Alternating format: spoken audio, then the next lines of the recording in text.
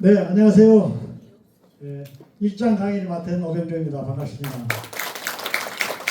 우리가 지금 이순신학교 개강을 언제 했죠? 5월 16일 했죠? 26일. 그래서 김정대 접판관님께서는, 저자께서는 여수로 와보니까 여수 시민들이 이순신을 가장 많이 기리고 존중하고 그런 도시더라. 그리고 이순신의 도시가 바로 여수더라. 여러 가지 말씀을 하셨습니다. 가장 중요한 것은 임진왜란 당시 임진년에 1차부터 4차까지 16전을 했습니다. 16곳에서 전투를 했는데 전승을 한 곳이 여수고, 또 승전을 전해준 이순신 장군의 승전보를 조정에 전해준, 조선에서는 그 어느 한 곳에서도 승리하지 못했을 때 승리를 전해준 곳이 바로 여수였다.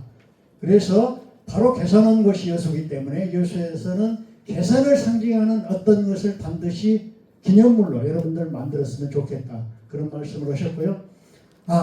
여러분들은 이제 이순신을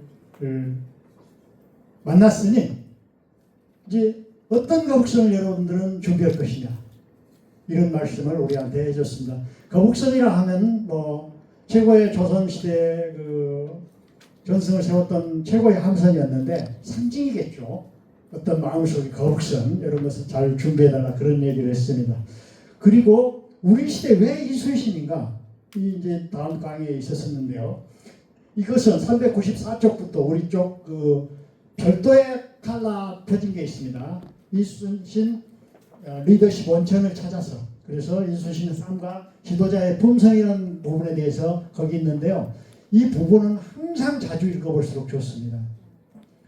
이 김종대 재판관이 편년체로 서술한 일대기를 다 서술하고 나서 별도 논문을 한 편 실어놨습니다.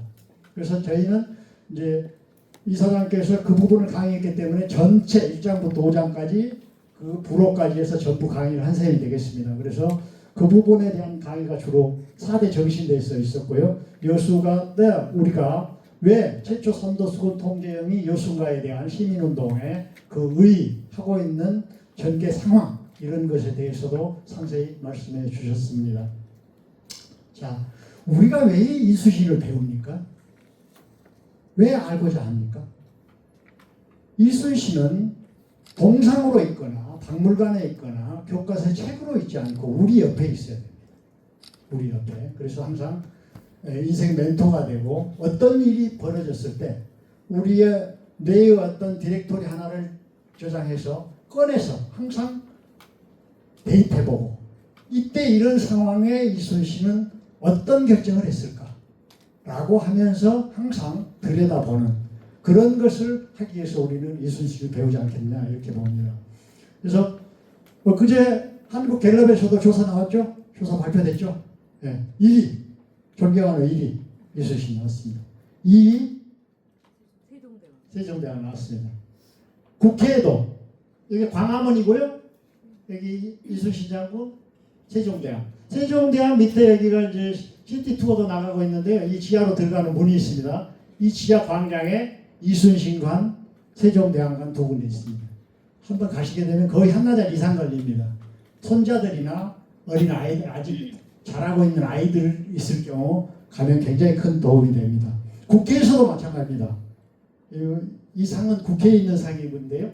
국회에 세종대왕과 이순신이 있습니다. 이것은 그만큼 우리 역사상 위대한 인물로 치고 있는 분이 바로 이순신입니다. 그런데 그분이 어떻다고요? 여수하고 관련이 있는 거예요. 여수가 이순신의 도시가 왜입니까? 이순신을 왜 존경합니까? 건천동에서 태어나서 존경한 거 아니에요. 아산에서 살아서 존경한 거 아니에요. 여수에서 활동해서 여수에서 나라를 구했기 때문에 이순신을 존경하는 거예요. 정말 중요한 것이 어디 있어요? 나라를 구한 활동을 한 그 본거지가 가장 중요한 것이죠. 건천동이 중요한 것이 아니에요. 아산의 현충사가 중요한 것이 아니에요. 그분을 존경하는 본질은 나라를 구했고 충성을 다해서 우리 조선을 구했습니다. 그래서 존경한 겁니다. 그 구한 곳, 그것이 바로 여수다. 한국 갤럽에서 이렇게 조사해서 가장 존경하는 인물이 이렇게 여수하고 관련이 있다니 얼마나 즐거운 일입니까? 이 세종대왕하고 우리 여수하고도 무슨 관련이 좀 있으면 좀 끄집어내서 가지고 오고 싶습니다. 또 현재 건축물에서 이순신이 이렇게 추앙하고 있습니다. 여수에서 가장 큰 최근 100년에 있어서 가장 큰 사건이라고 할 수 있는 여수 엑스포를 했는데 그걸 기점으로 해서 이 다리를 만들었는데 이순신 다양한 기록을 갖고 있습니다. 최초, 세계 최초 토목공학계에서는 이 당시 아주 획기적인 것으로 받아들이고 이 원천 기술은 대림산업에 있는데요. 1545m가 어떤 숫자입니까? 태연안해입니다. 태연안해. 이 현수교입니다. 이런 현수교 교각과 교각 사이를 다리 길이라고 합니다. 물론 저기서부터 다 전부 길이라고 하는데 통상적으로. 근데 가장 높고요. 상판도 가장 높고 남산보다도 높고 뭐 육산빌딩보다 높잖아요. 여기가. 그리고 여기 가면 저쪽에 관음포, 이쪽에 외성, 이쪽 전쟁 마지막 전쟁 노량 전쟁투가 벌어졌던 것이 한눈에 다 보입니다. 여기서부터 엘리베이터가 다 있죠. 그래서 다 볼 수가 있는 곳입니다. 그래서 이렇게 우리는 현재 사용하고 있는 공간, 아까 이순신 도서관의 그 담당자께서도 말씀하셨는데 이렇게 이순신 도서관 이렇게 쓰고 있는 것이 가장 중요한 것입니다. 기리는 것에서. 그래서 이순신 광장, 이순신 도서관, 웅천 이순신 공원. 우리 강용민 이사장께서 얘기했죠. 이순신 공원, 여수 이순신 공원은 우리 여수시에서만 만든 거다.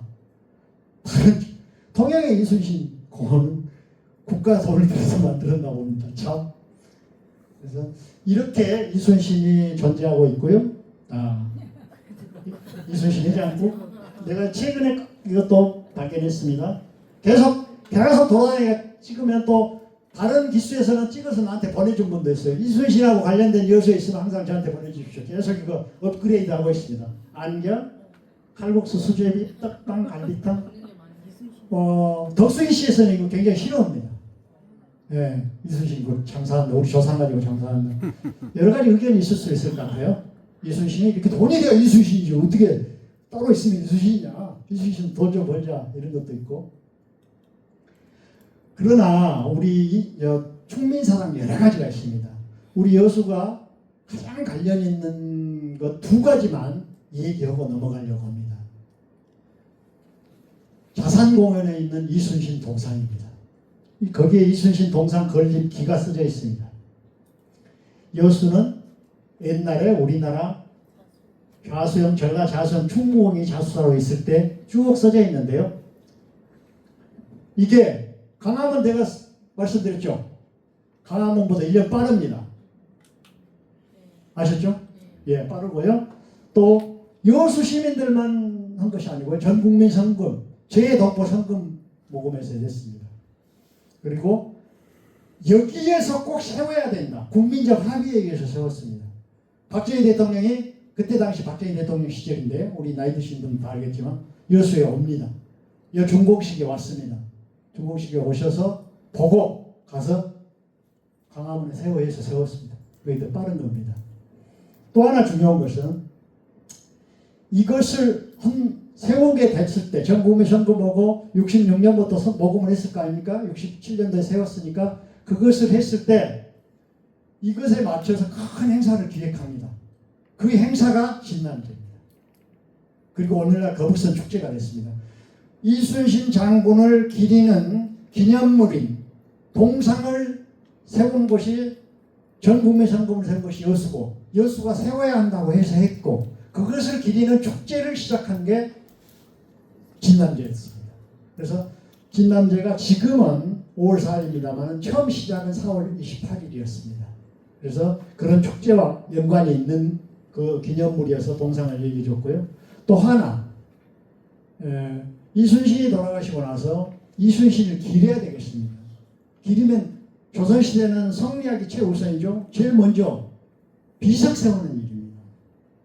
두 번째는 사당을 세우는 것입니다. 그래서 사당 먼저 세웠습니다. 충민사는 최초 사당이고요. 이거는 이제 충무공 대첩비인데요. 이건 비를 갖고 있는 것이 비가, 그 안에 비가 이제 이게 세 개가 있습니다. 상당히 의미가 있는 비인데요. 이게 대첩비고 이 대첩비를 안내해주는 안내비석입니다. 동령소갈이라고 쓰고 있는데 왜 동령소갈이라냐면은 충무동이 옛날에 동령현이었습니다. 동령현에 세워준 작은 비석이란 의미를 가지고 있습니다. 그러니까 동령소갈이라고 지금 쓰면 안 됩니다. 이순신 충무공 이순신 대첩비 안내비라고 써야 됩니다. 동령소갈도 위치에 있는 것을 규정해서 이름 붙인 거 아니에요. 이것은 통제이공 수군 대첩비라는 명칭이 있습니다. 이거 타루비가 있습니다. 이것은 명칭이 없습니다. 근데 그때 당시 동령소갈이라고 이름 지어줬어요. 동령갈이 비석갈입니다. 동령에 있는 작은 비석이었다. 대첩비 옆에 있는 비석이었다. 대첩비를 안내하는 비석이었다. 이런 뜻입니다. 그래가지고 동쪽에 있었는데 이 세 개는 언제나 세트로 움직입니다. 먼저 세워지고 날려에 세워지고 따로 있는데요. 또 하나 지금 문화예술가에서 또 문화유산청에서 지금 각각 혼돈하고 있는 것 하나가 있는데 어떤 것이냐면 이것은 세운 연도가 여기에 세워져 있습니다. 이 비문을 먼저 받았기 때문에. 그래서 비문 받은 횟수 1615년, 비석 세운 횟수 1620년. 그런데 이 비석이 마침 또 달아가지고 뒷면을 다시 또 깎아서 또 세웠습니다. 또 했습니다. 왜 그랬냐? 이 비는 유형장군, 우리가 지금 최초 수군 통제형은 여수다 하고 지금 운동을 하고 있는데 통제형 통제사를 29대 전라도 자수사가 29대 이순신이었습니다. 그러면 그때 초대가 됩니다. 그리고 전라 자수사 겸 통제사, 그리고 두 번째가 원균이 오죠. 전라 자수사 겸 삼도수군 통제사. 다시 제수 받아가지고 3대 이순신이 오죠. 4대 이시연 장군. 이시연 장군은 진해루가 불타고 나니까, 정의재단에 불타고 나니까 거기다 지금의 진난관을 세우신 분이에요. 그리고 5대 유형 장군. 유형 장군 역시 전라 자수사 겸 삼도수군 통제사입니다. 이때까지가 여수가 통제영이었습니다. 한산도로 여수 기지가 떠나 있었지만, 그래서 한산도가 최초 통제영이라고 하니까 그 말이 안 된다. 기지는 될 수 있어도 통제형이 아니다. 진짜 통제형은 여수다. 권영이다. 그 운동을 지금 하고 있는 겁니다. 여수 시민들. 각 프랑카드 봤죠? 네. 엊그제 시민의 날도 르네상스 시민운동 실천본부, 또 여수 우리 여해재단, 또 지금 기존에 있는 종고회 같은 데서도 11월에 종고에서 그 토론회도 합니다만 그런 활동을 하고 있습니다. 근데 유영 장군이 비석을, 황해도에 있는 비석을 그때 5대 통제사를 하면서 못 세웠어요. 굉장히 서운해가지고 이분을 어떻게든지, 유교 전통에서는 정확하게 비석을 세워주는 일이 그분을 기리는 일입니다. 비석. 돈이 워낙 많이 들고 못했어요. 그래서 그런데 황해도로 발령을 났습니다. 근데 황해도에 가니까 어마어마한 좋은 돌이 있는 거예요. 조선 팔도의 최고의 석질. 지금도 가시 보시면 알겠지만 그 돌의 질이 굉장히 좋습니다. 그걸 구해 와가지고 못 세우고 황해도에서 한강 나룻배로 한강까지 가지고 한강에서 다시 여수까지 서해안 거쳐서 호타 놓고 비문만 받아놓고 돌아가십니다. 유형 통제사가. 그래서 비문회가 만력 30년이 써졌는데 그것으로 해서 1615년에 세웠다고 했는데 립이라고 세워져 있지 않아요. 그런데 그걸 립으로 해석합니다. 여수시에서 발간한 전라 통제이공 수군 대첩 비문 조사 결과 보고서에 보면 만력 30년 립이라고 해석을 한 거예요. 립은 아니에요. 1615년 만력 30년에 그 비문을 받아왔다가 1620년에 세웠는데 거기에 세웠다는 것이 써져 있습니다. 앞에.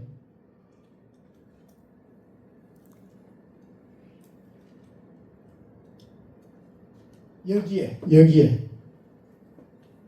이건 그러니까 이거 유형 장군이 이걸 구해놨다가 못 세우고 돌아가셔서 1620년에 세웠고요. 그러니까 비문은 그때 받았기 때문에 어떻게 할 수가 없는 거예요.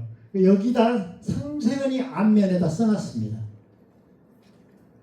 그랬는데 이 앞면에 세우다가 뒷문을 뒷비문이 너무 달아가지고 뒷비문을 새로 세운 사람이 유형 장군의 증손자 유성채가 다시 여수 전라자수사로 발령을 오게 됩니다.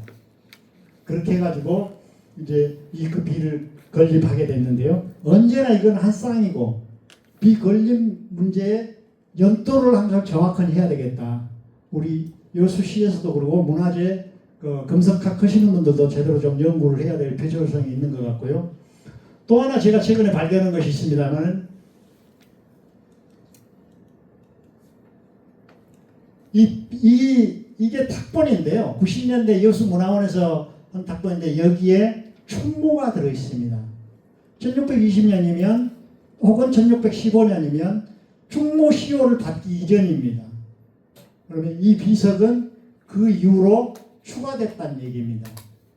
그래서 이것도 여수시에서나 국가문화유산청은 심도 있게 연구해서 해야 될 것 같습니다.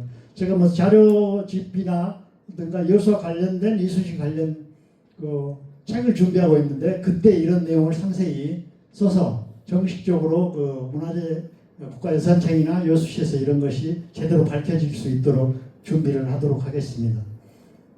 그래서 이순신을 기리는 비석이 5대 통제사 유형 장군에서부터 그의 증손자 유성채 장군까지 5대에 걸쳐서 있었다는 그런 정신이 여기 하나 스며 있고요.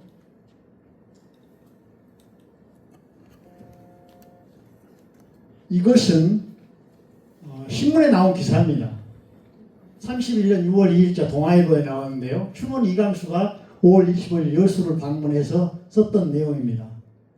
여기에 이렇게 써져 있습니다. 이 비석은 황해도에서 수로로 실어온 것이다 하며 이 지방 인사들로 조직된 비각계라는 것이 있어서 300년간 일관되게 춘추로 이 비의 재앙을 지냈다. 계라는 것이 뭐죠? 계비를 내서 하는 거예요. 정부 조직 아닙니다. 우리 자수형 영민들이 조선시대 우리 자수형 영문들이 여수 선조들이 스스로 갖고 왔다는 거예요. 300년간. 이때가 언제냐면요. 현충사가 1631년 이때가 현충사가 넘어갈 때입니다. 현충사의 모든 땅이 다른 사람한테 넘어가. 그래서 동아일보를 중심으로 해서 그 현충사 땅을 찾기 위해서 경매로 넘어가는 걸 찾기 위해서 전 국민 운동을 시작할 때입니다. 그때 문인들이 대거 등장합니다.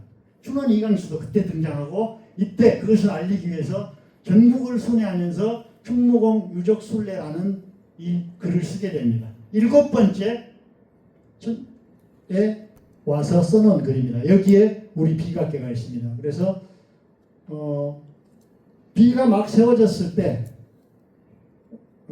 통제사 유형 장군에서부터 전라자수사 증손자 된 유성채 장군까지의 탄생의 어떤 그런 것이 있다면 이것을 유지해온 비각계 정신이 있다는 것이죠. 우리에게.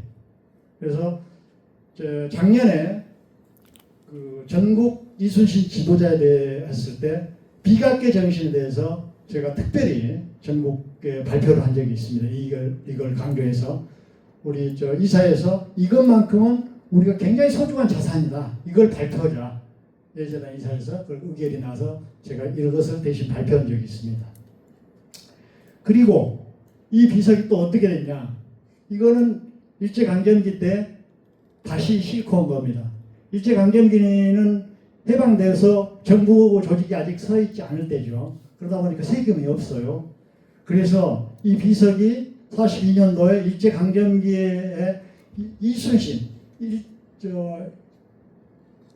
외군들을 찬양한 왜군들을 물리쳤다고 찬양한 모든 것은 다 없애려고 하는 판이었습니다. 경상 제가 우수행했던 울들목 그 비석도 진주 대첩비도 다 여수 좌수행했던 우리 통제의 우수군 대첩비도 다 회수해서 경복궁 뜰에 묻어놨습니다. 없애려고. 거기가 물론 박물관 구실을 하고 있었을 때인데 그걸 여수 시민들이 찾아가지고 충무공 복구기성회. 복구기성회가 뭡니까? 정부 조직 아니죠. 또 시민들이 나선 겁니다. 찾아와서 또 설치했어요. 그때 미군이 좀 도움 줬습니다. 미군을 통해서 보고요. 이것이 어디다 했냐? 충무동에는 이미 터가 없어져 버렸습니다. 5년 사이에. 일본 관리들이 그 대첩비 터를 다 없애버린 거예요. 팔아버리고.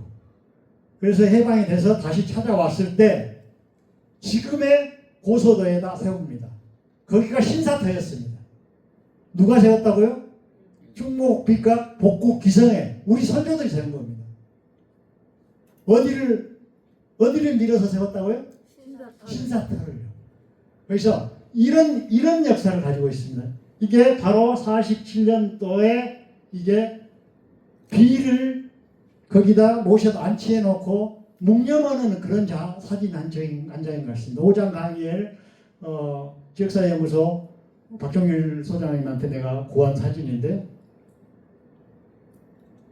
내일 모레가 11구죠? 네? 동백꽃도 차고 오신 분도 계신데 11구입니다. 1년 전입니다. 1년 후에 이분들이 다 돌아가셨습니다. 이분들이 1년 후에 다 거의 다 여순 사건으로서. 그래서 저희는 그렇게 생각합니다. 비각계라는 정신 그리고 충무공 비각 복구 기성회라는 정신 이건 우리 선조들의 정신이다. 그리고 오늘날 사단법인 여수여해재단이라는 정신 이것은 비각계의 정신을 이어받아 왔고 충무공 비각 복구 기성회라는 그 정신을 이어받고 우리는 정부 조직 아닙니다. 시민 조직입니다. 사단법인입니다. 시민들의 자기 회비를 통해서 운영되는 그 정신이 이어오고 있다. 저희들이 이렇게 보고 있습니다. 이런 측면에서 지금 저희들 이순신 학교가 운영되고 있는 것이죠. 그래서 우리가 이어가야 할 그런 정신이다. 우리가 이순신을 여수에서 배울 때 또 이순신을 이야기할 때 비각계 정신이라든가 충무공 비각 복구 기성의 정신이라든가 이런 것만큼은 비록 비석 하나에 관련된 것에 불과하지만 그런 것이 면면이 이어져 왔을 때 지역의 문화, 자긍심 이런 것이 이어지지 않나 이렇게 생각합니다. 그래서 이제 책 강의하기 전에 잠깐 말씀드렸고요. 오늘 발표는 대단히 잘했죠? 앞에 오신 분들. 발표하신 분들 박수 한번 쳐주십시오. 제가 강의가 한늘 쉬워졌습니다. 아까 말씀드렸던 것이고요. 이렇게 이제 시대 기분이 되다 보니까 정돈제는 있고 참 이 언어는 참 좋더라고요. 내가 보기에 이순신을 참 스승으로 정의한 것이라든가 공직자의 사표라고 이야기한 것인가 우리 책 겉표지에 써져 있습니다. 우리 역사상 가장 성공한 지도자라고 했는데 이런 분을 우리가 지금 만나고 있는 것이죠. 그래서 1장에서는 여기까지 거의 여기까지 다 다룹니다. 일대기를 이렇게 각 청별로 얘기했고요. 이제 탄생에서 보면 이순신의 순입니다. 순신. 형이 희신. 둘째이 여신. 자기가 순신. 동생이 우신입니다. 이 말은 뭐냐면은 중국 고대사 복희씨 그리고 여순시대 우왕창왕시대 그리고 계속 이어지죠. 5대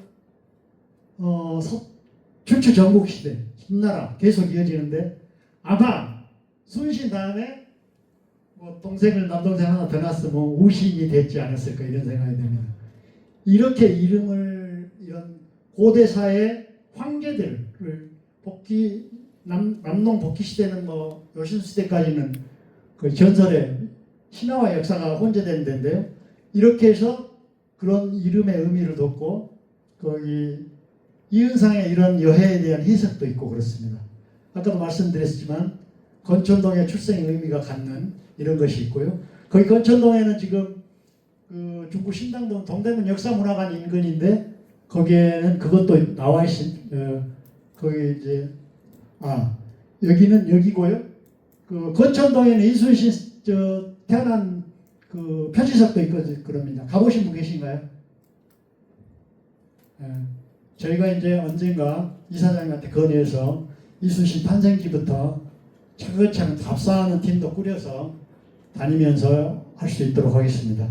지금 저희가 지난번에도 서울여예재단, 부산여예대단, 여수여예재단 함께 전국 지도자 대회를 하는데 그때도 서울여예재단의 그 이사장께서 그런 얘기를 하더라고. 서울서 대대적인 운동을 하고 있다. 지금 이순신 기념관을 건천동 인근에 세우는데 아마 대단한 규모로 세워질 것 같습니다. 이순신이 서울서 태어나기만 했고 아산에서 전충사 주로 하고 있고 여기 통제형이 있던 곳에서 주로 막 하고 있는데 서울은 좀 손 놓고 있었거든요. 근데 이제 지금 오세훈 시장 들어서 어마어마하게 그런 것이 이루어져서 잘 될 것 같습니다. 아마 조만간에 그런 뉴스가 나올 수 있을 것 같아요.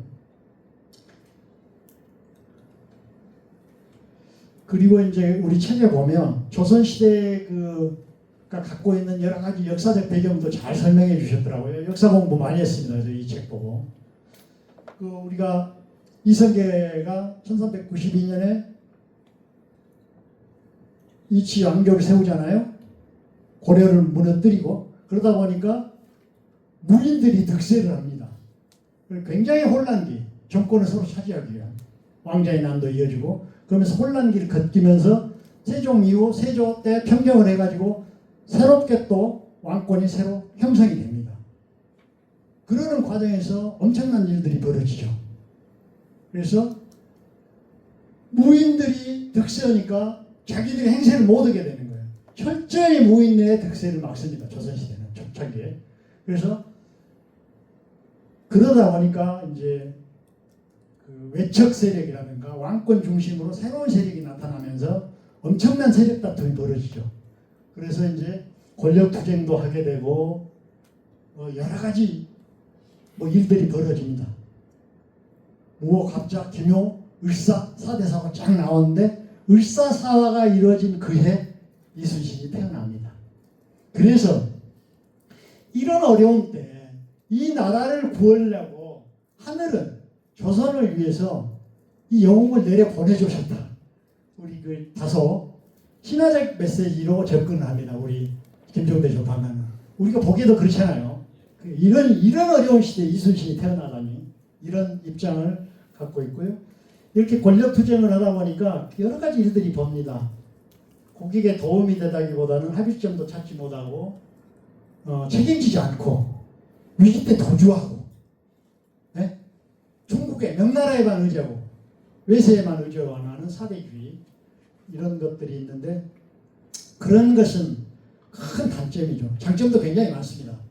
한파가 갖고 있는 자기 권력이 서로 견제한다든가 여러 가지 현상이 있는데요.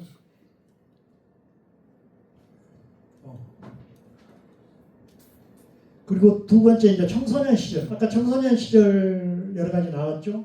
깊은 수양을 쌓은 다다한 선비 같다라고 기골이 장대하고 엄청난 호걸이다 이런 표현 하나도 없습니다. 이순신에 대해서는. 그래서 이렇게 문무를 겸비한 인문학적 소양을 갖춘 장군이다. 요즘 쉽게 표현하면 그렇게 볼 수 있는데요. 이런 훈련을 어렸을 때 잘 받았다는 것들이 책에 잘 나옵니다. 그리고 저는 이제 항상 학생들한테 강의할 때도 뭘 목표를 잡으면 10년 정도 최소한 잡아라. 22살에 문과 공부를 했어요. 그 전에는. 그러다가 22살에 무과로 했잖아요. 이제 세웠어. 그래서 28살에 낙방하고 32살에 합격했지 않습니까? 32살에 초급 공무원이 된 거예요. 고급 공무원이 된 거예요. 우리로 치면. 그런데 그랬음에도 불구하고 그 사이에 시험 볼 때의 어떤 면접관하고 나눈 일화라든가 이런 것들이 잘 나와 있습니다. 그리고 그런 것들을 잘 기록한 행장에도 보면 이순신이 갖고 있는 어떤 면모, 쉽게 우리가 그 이순신 전기 배울 때 문무를 겸비했다 이렇게 쉽게 얘기하잖아요. 그런 것을 다 한 것이고, 우리 김정대 족방관께서는 정돈된 인격자라고 했습니다. 이제 이렇게 했는데 이게 교지입니다. 합격 총지서입니다. 병과에 급제했다는데 그때 조선시대 갑과 을과 병과 해서 28명을 뽑습니다. 갑과 3명. 이게 수석합격 1등부터 3등까지가 갑과입니다. 병과는 4등부터 9등까지 그래서 5명 이렇게 해서 8등까지인데 그러니까 순신 병과 제4급 4인급 그러니까 12등이란 말이에요. 병과에 네 번째니까 12등이 맞죠? 그래서 12등이라는 이때 28명을 뽑는데요. 동점자가 마지막에 나와가지고 29명을 뽑았습니다. 나 이거 대단히 영리한 판정관들이라고 봅니다. 그 마지막 한 명 누구의 입김으로 넣기 위해서 대단한 작전이 들어간 29명 같아요. 지금 보니까. 질문이 하나 있습니다. 예. 장군님 실제 풍채가 지금 기록된 게 있습니까? 단아하다. 선비처럼 단아하다. 그런 기록이 있습니다. 뭐 구책이라든가 막 이런. 아니 그런 것은 없습니다. 막 용호골이다 막 목소도 그런 것은 없습니다. 단아한 선비가 계속 나옵니다. 단아한 선비 같다. 그래서 이게 이제 그 현충사에 있는 이것도 뭐 국보급 문화재입니다. 교지인데요. 네, 이걸로 인해서 우리가 보통 12등 했다. 그렇게 좀 중상 정도 했다. 뭐 이런 정도 얘기를 한다면 굳이 1, 2등 안 해도 된다. 이 말을 하기 위해서 항상 이 이야기를 합니다. 이순신에 대해서는.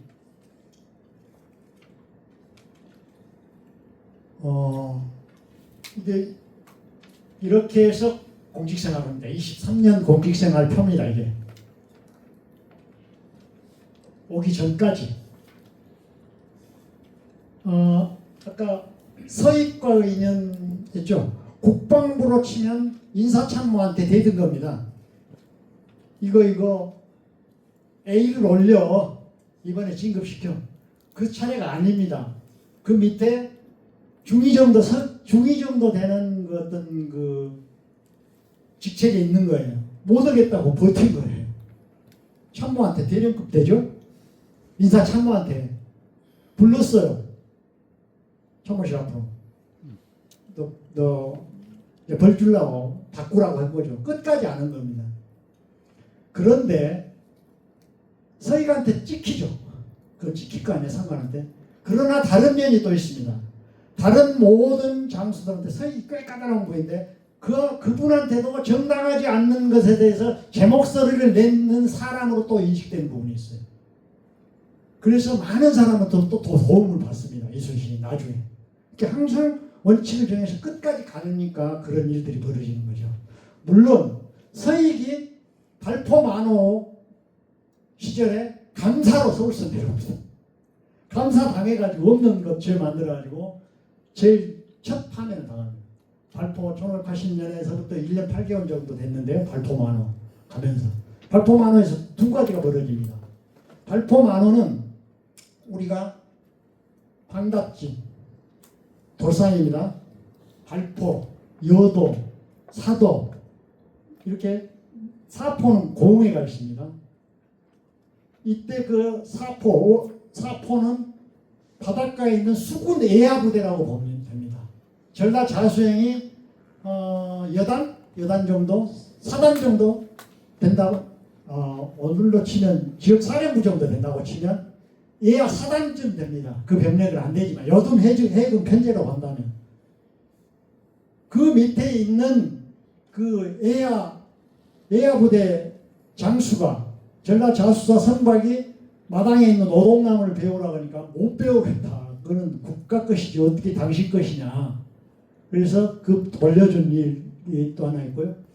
발포 만호에서는 그래서 그런 것들을 기리는 일들을 고흥에서는 많이 하고 있습니다. 여기가 발포 만호인데요. 발포 만호 가보신 분, 발포 만호 진성, 예, 이렇게 있는데 여기 벽에 이 집이 이제 청렴 광장이 이 앞에 펼쳐진다. 이 집 앞에 이 앞에 있는데 1580년대 부임했기 때문에 80년에 1580개의 박석이 있습니다.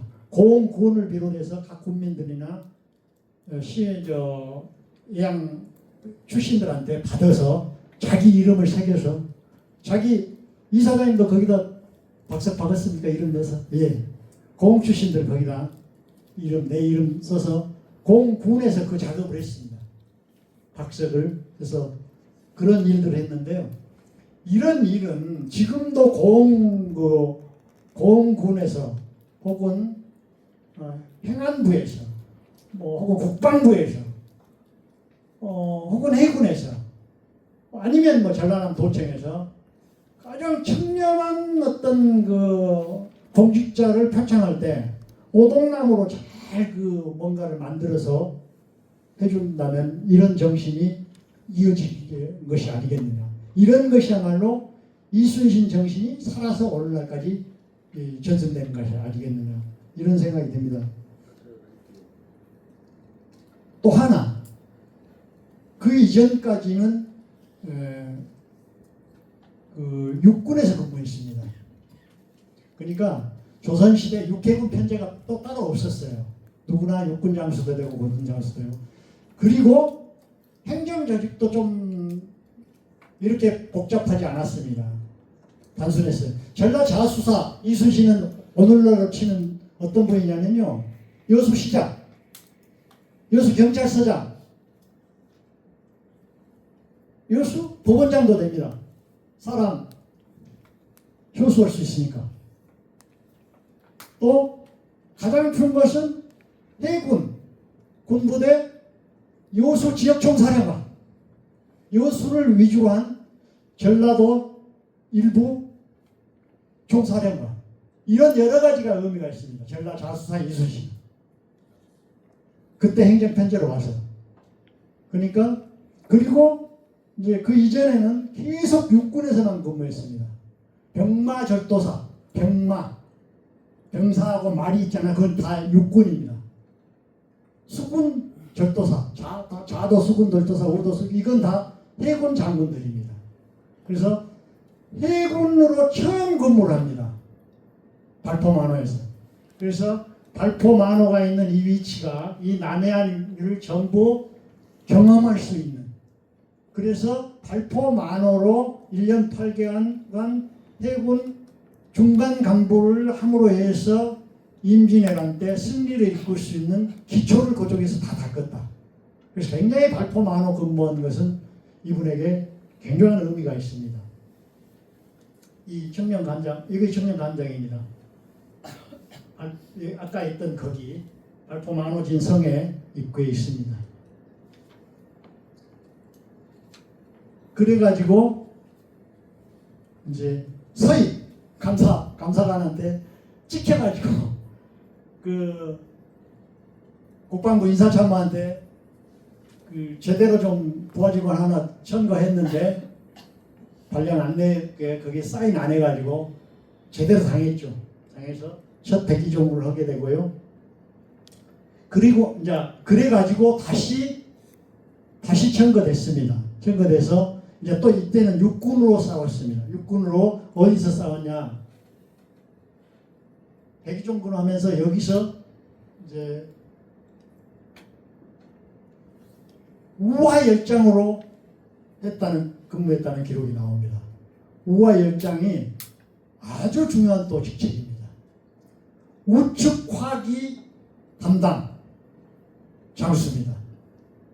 우측화기. 그래서 승자총통을 다루는 그 직책에 있는 소대장, 분대장급의 일을 하면서 전가를 올려서 백의종군의 전가를 올려서 다시 백의종군은 그겁니다. 하얀 옷이라는 뜻을 계급장 띄고 일을 해준다. 군인으로서 일한다. 어떤 소속을 주고 장수로서 부하직원을 주고 많이 하지 않지만 전과를 세우면 너는 다시 원위치 해준다. 한 칼에 공무원 잘못하면 비는 것이 아니라 여러 기회를 주는 제도입니다. 그래서 이때 우화열장을 했다는 직책은 그 이후로 거북선을 이용하고 임진왜란 초기에 전쟁을 할 때 굉장한 도움이 됩니다. 그러니까 이순신의 발자취 하나하나는 우리가 이렇게 추앙하고 있는 성웅이라고 불릴 수 있도록 하는 모든 기초를 그때그때 다 쌓았다. 이런 얘기가 됩니다. 여기서 여기까지.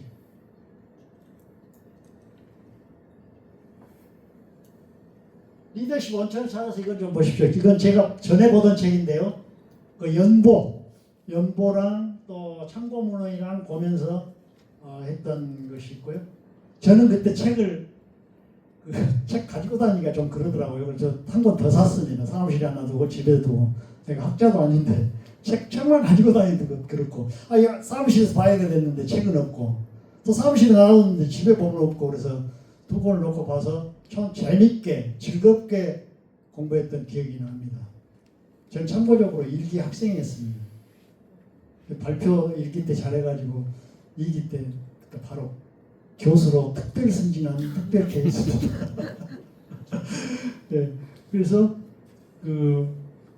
전체적인 맥락을 짚으려면 연표 수시로 보는 게 좋고요. 이 리더십 원천을 찾아서는 수시로 보십시오. 연대기나 이런 것보다 더 소중한 우리 저자의 별도의 논문이기 때문에 상당히 의미가 있는 책이라고 봅니다.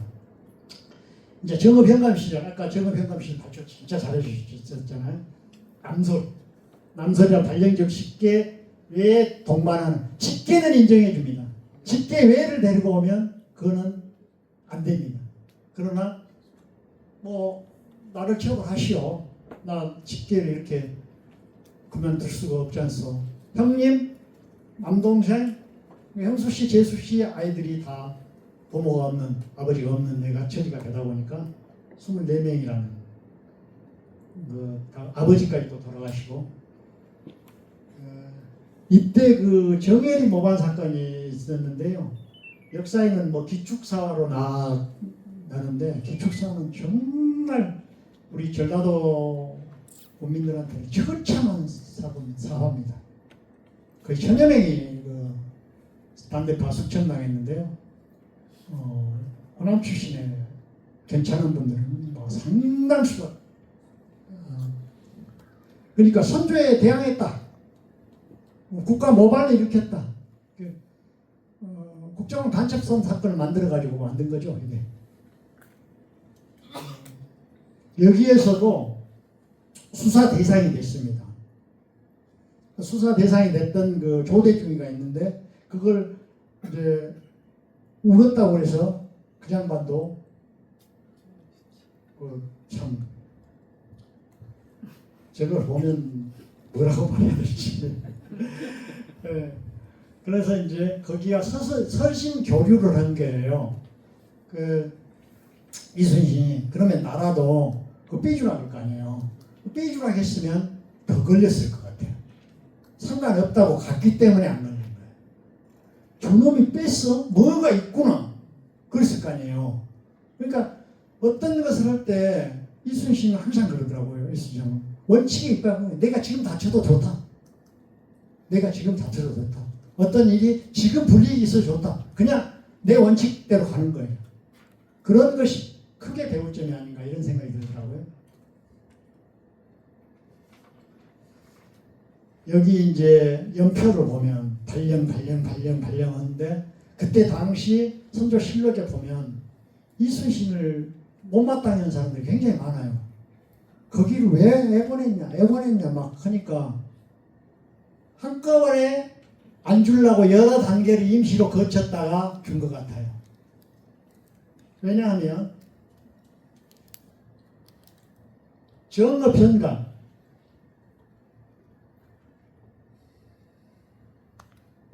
종육품이잖아요. 네? 그런데 전라자수사는 정상품이 되어버립니다. 7계단이 됩니다. 그러나 엄밀히 따지면 발포 만호 때 종사품이었잖아요. 그죠? 자, 여기서부터 찍힌다고 하면 종사품에서 정상품 된 것은 여러 단계 오르는 겁니까? 정상적입니까? 지극히 정상적인 것이죠. 여기서 본다면. 그러나 이런 과정을 하는데 이러다 보니까 여기에서 여기 가는 과정에 첨사, 진도 군수 이 과정을 거치면서 이렇게 옵니다. 가지는 않았습니다. 가려다 다시 왔습니다. 이런 것들이 선조실록에 남아있는데요. 그 반대했다는 거, 안 된다고 하고, 된다고 또 상소하고 막 하는 과정에서, 어떻게 볼까요? 너무 급수가 올라가니까 급수 세탁 과정 아니냐. 진급 세탁 과정을 거친 것 같이 보이고요. 이런 것 불차 채용의 문제, 우리 공무원제도에서 좀 배울 수 있는 것이더라고요. 백기종군의 문제, 이런 제도. 그걸 또 이용해 보니까 좀 복잡하긴 하겠죠. 이런 것을 우리가 이제 배울 수가 있고요. 자수형이 임명되면서 자수사로 임명되면서 대단한 일을 합니다. 미리서 대비합니다. 가장 중요한 사자성은 유비무환을 다 합니다. 오간오포를 점검하고요. 그래서 저희가 아까 그 사진에 발포 만호 사진 저희 우리 답사 팀들이 갔던 사진인데요. 초도순식 길이라는 것을 저희들이 개발해 가지고 학생들하고 또 일반인하고 같이 초도순식 길을 그대로 육로를 이용해서 또 바다를 이용해서 그 프로그램을 한 적도 있습니다. 그래서 그 초도순식을 다 또 하는 그런 기록도 있고요. 그 점검을 다 합니다. 예하 부대를. 그리고 이제 여기를 한번 보시면 전라자수형 이순신은 오간오포죠. 경상 좌수형 저쪽에 부산 박홍장군은 몇 간 몇 포예요?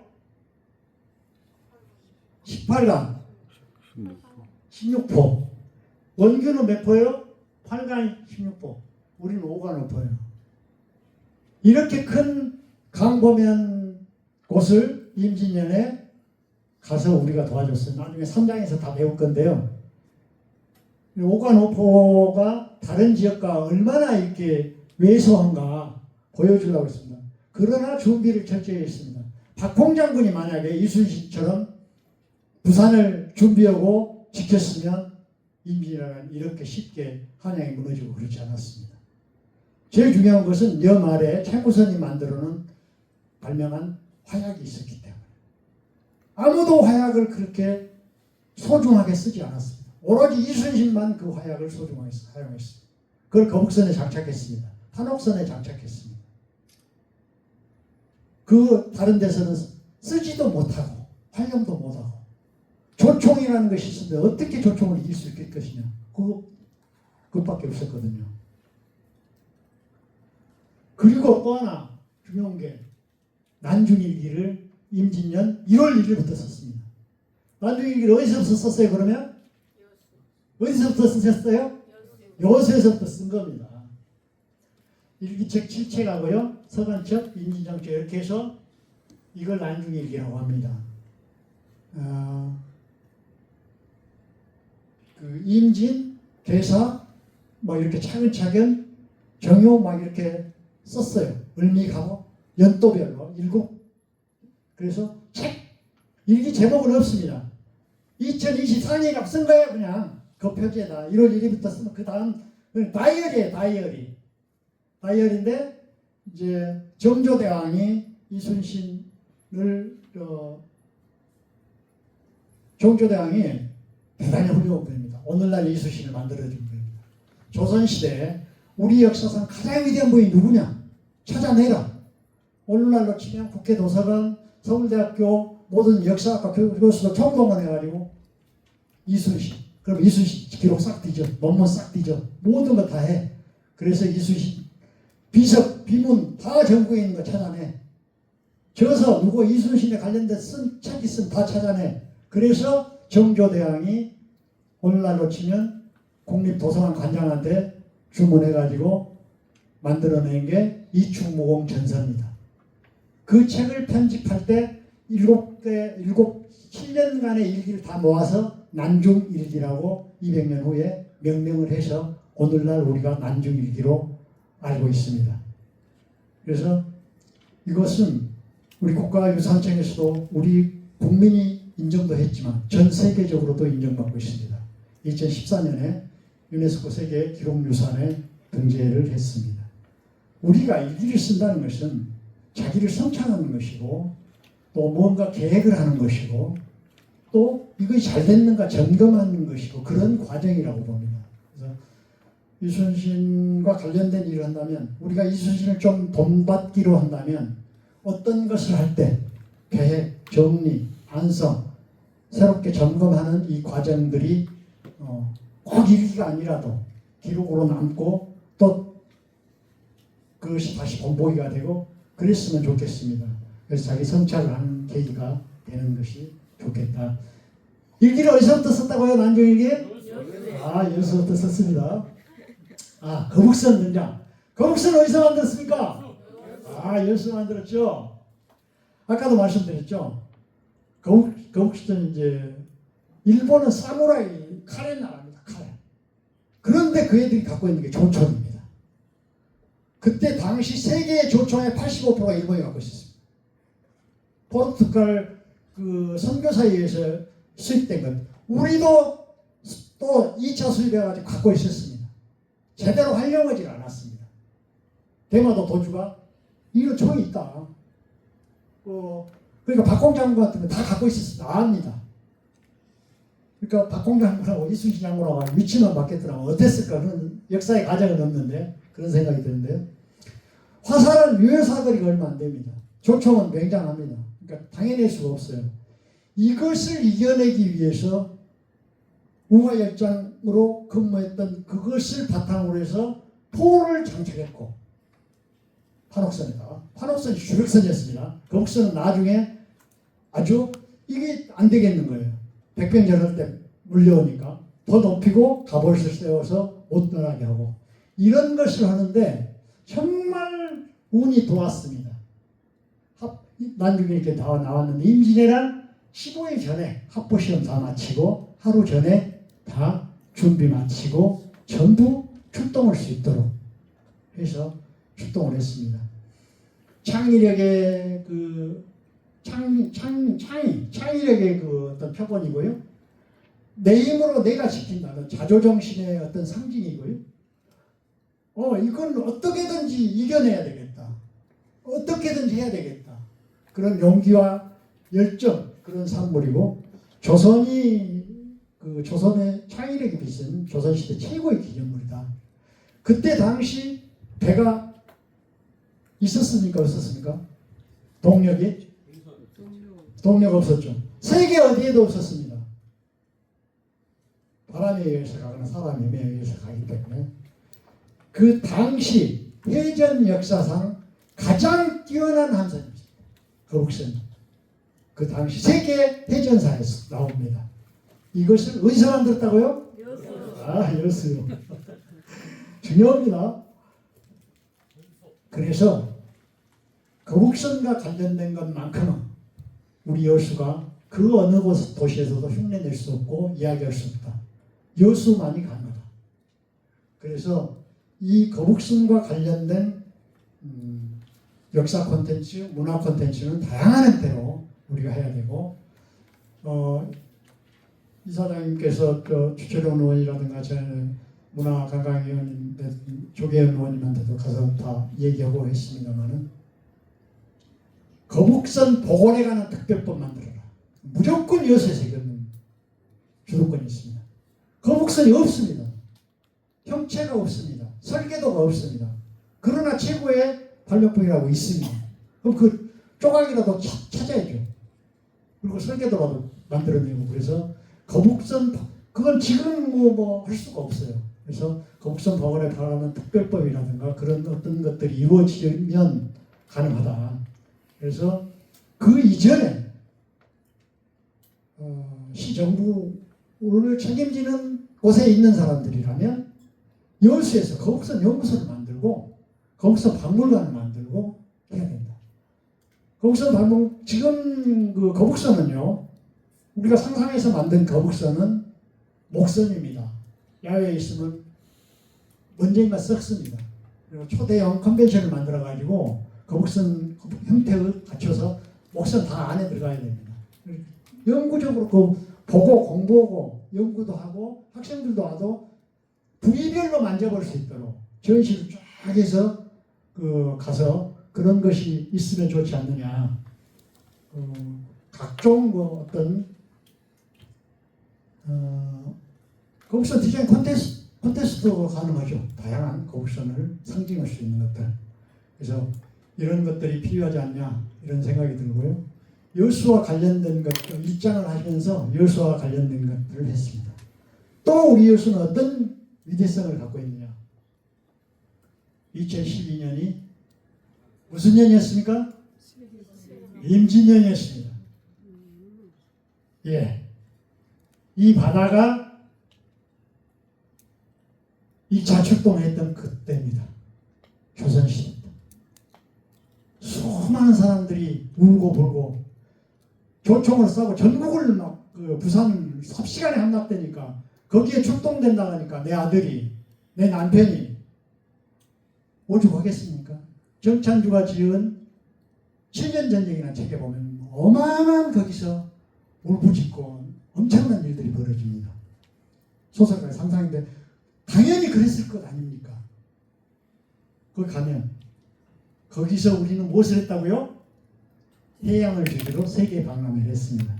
임진년에.